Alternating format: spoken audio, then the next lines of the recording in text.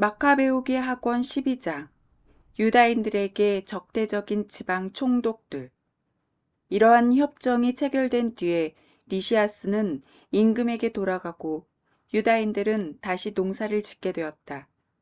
그러나 지방 총독들인 티모테오스, 겐네오스의 아들 아폴로니우스, 헤로니모스, 데모폰, 그리고 키프로스 부대의 장수 니카노르는 유다인들이 안정을 누리며 조용히 살아가도록 내버려 두지 않았다.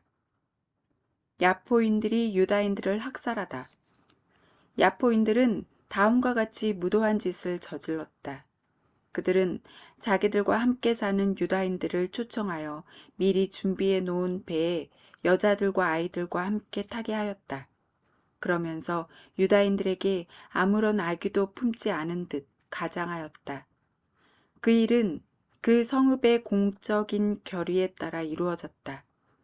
유다인들은 평화롭게 살기를 원하였으므로 야포인들의 초청을 받아들이고 조금도 의심을 품지 않았다.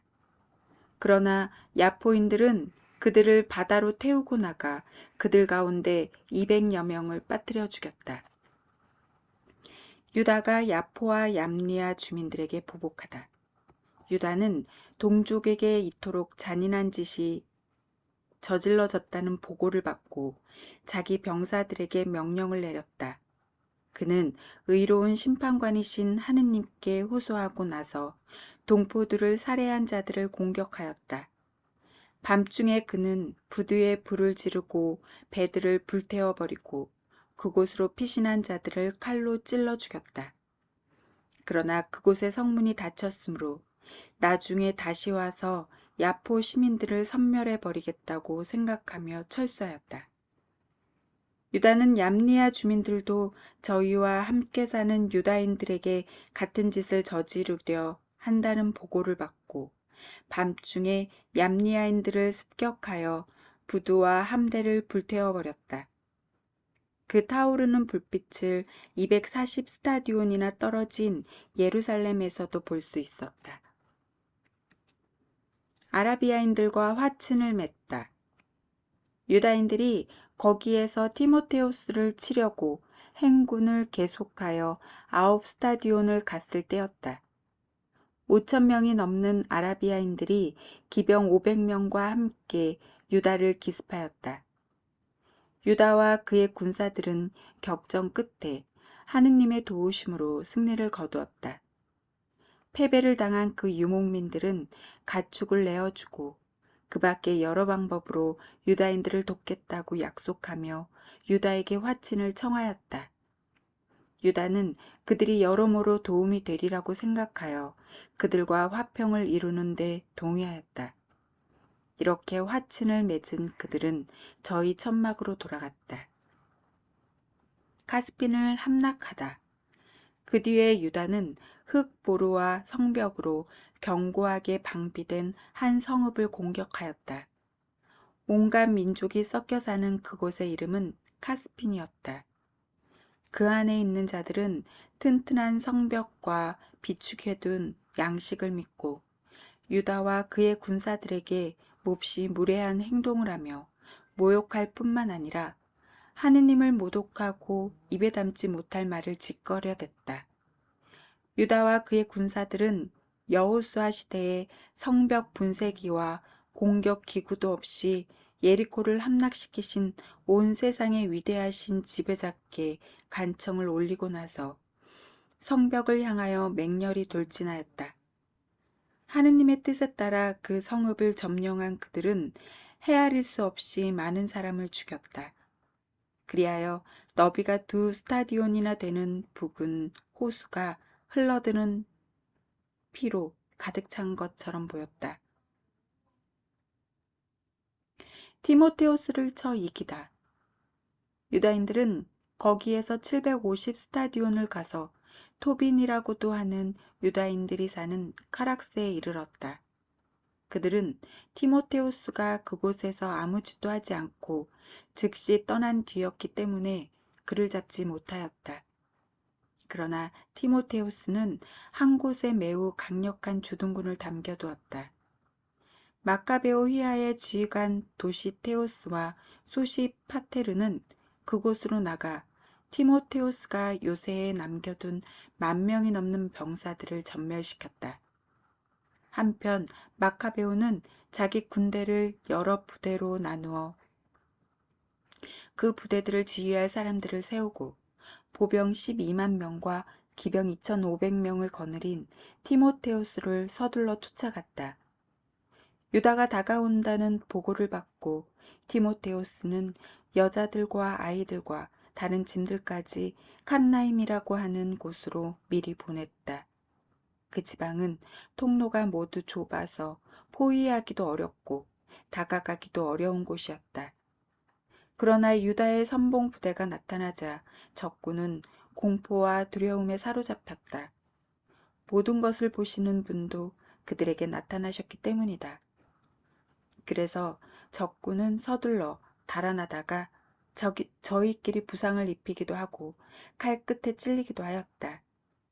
유다는 아주 맹렬히 추격하여 그 악한들을 칼로 쳐서 3만 명가량 죽였다. 티모테우스 자신은 도시테우스와 소시파테르의 군사들에게 붙잡혔다. 그러나 그는 그들 대부분의 부모와 형제들이 자기 밑에 붙잡혀 있어서 그 사람들이 무시를 당하는 일이 일어날 수도 있다며 매우 교묘한 말로 자신을 산채로 풀어주도록 요청하였다.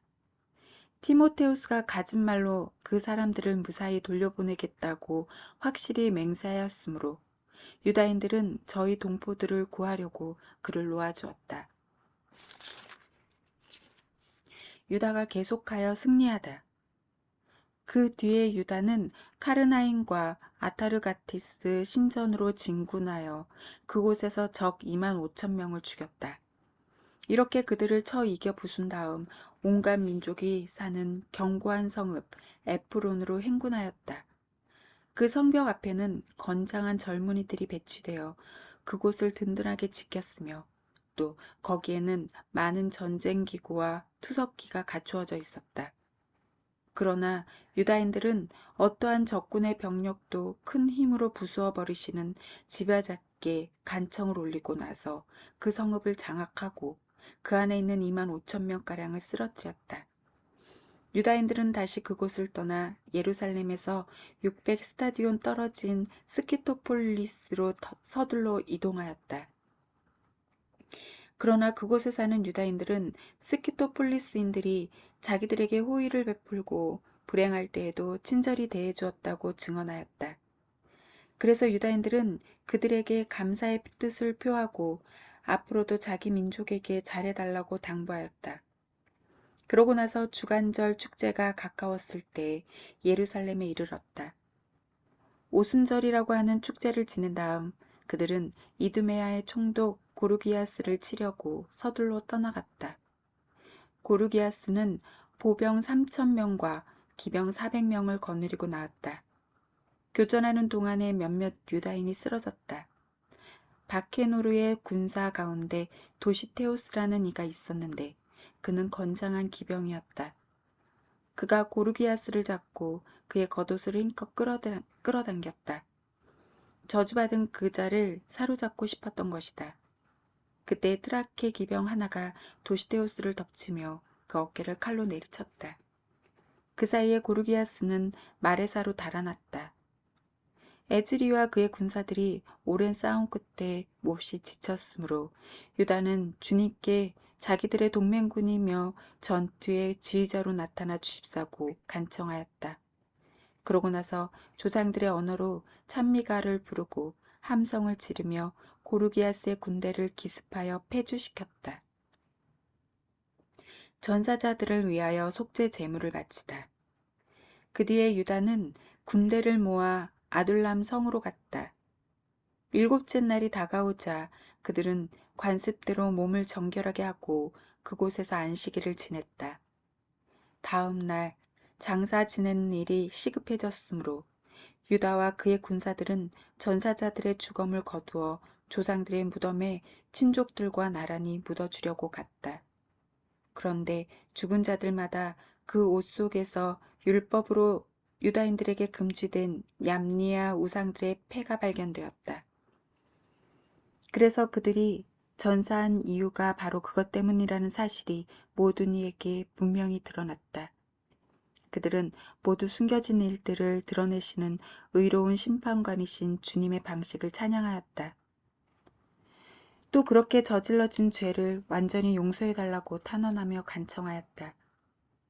고결한 유다는 백성에게 전사자들의 죄 때문에 그러한 일이 일어난 것을 눈으로 보았으니 죄를 멀리하라고 권고하였다. 그런 다음 각 사람에게서 모금을 하여 속죄의 제물을 바쳐 달라고 은 2,000 드라크마를 예루살렘으로 보냈다. 그는 부활을 생각하며 그토록 훌륭하고 숭고한 일을 하였다. 그가 전사자들이 부활하리라고 기대하지 않았다면 죽은 이들을 위하여 기도하는 것이 쓸모없고 어리석은 일이었을 것이다. 그러나 경건하게 잠든 이들에게는 훌륭한 상이 마련되어 있다고 내다보았으니 참으로 거룩하고 경건한 생각이었다. 그러므로 그가 죽은 이들을 위하여 속죄를 한 것은 그들이 죄에서 벗어나게 하려는 것이었다.